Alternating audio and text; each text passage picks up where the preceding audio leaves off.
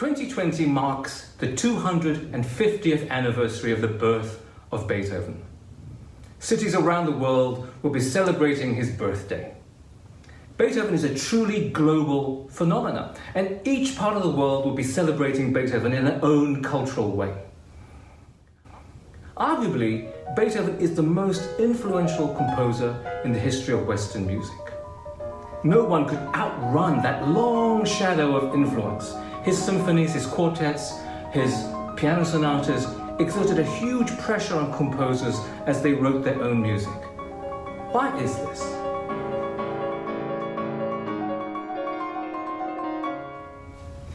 In many ways, Beethoven inaugurated a new way of thinking about music. He didn't call himself a composer. He called himself a tone poet. A tone poet.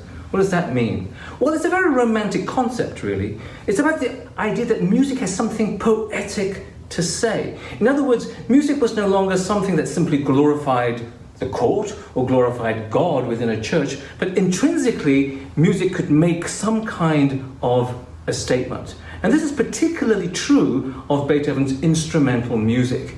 In some sense, Beethoven wanted to claim that that music was oracular. It could reveal something about who we are, and where we're going.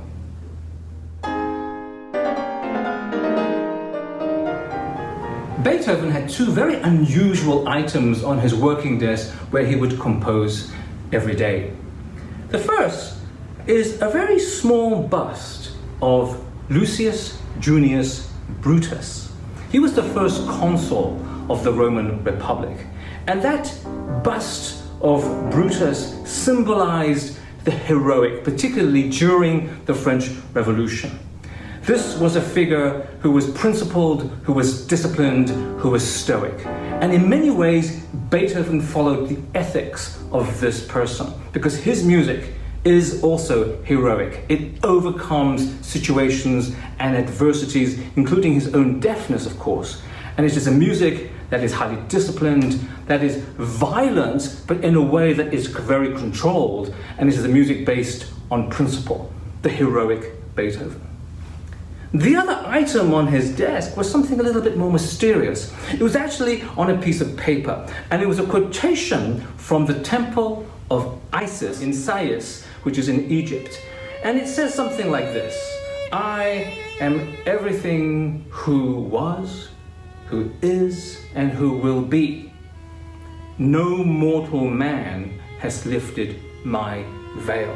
Again, this was a very popular quotation in Romantic circles. And I think Beethoven was expressing something along the lines of his music being something beyond words. It was a mystery. Now, in the 18th century, music was something that was less than words. But with Beethoven, music became something that was more than words. It was something that was ineffable. And this goes back to the idea of music as oracular, as a revelation. It revealed something that language could not reveal. It had a kind of infinite expressibility. It was an infinite yearning.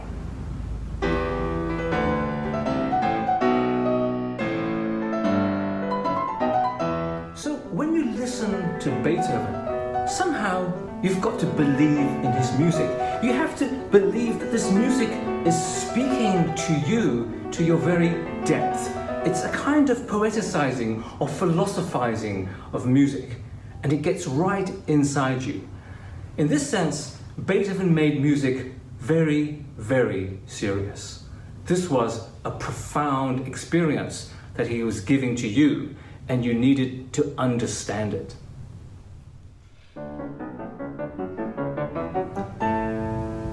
Before Beethoven, people used to chit-chat all the time during concerts.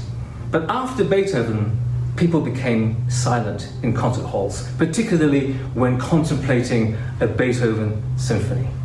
Beethoven invented the modern audience. Somehow, when you sit in that concert hall, you imagine that this music is communing with you.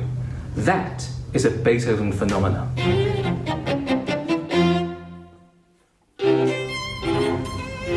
So, as we celebrate Beethoven's 250th birthday, it's actually a really big deal.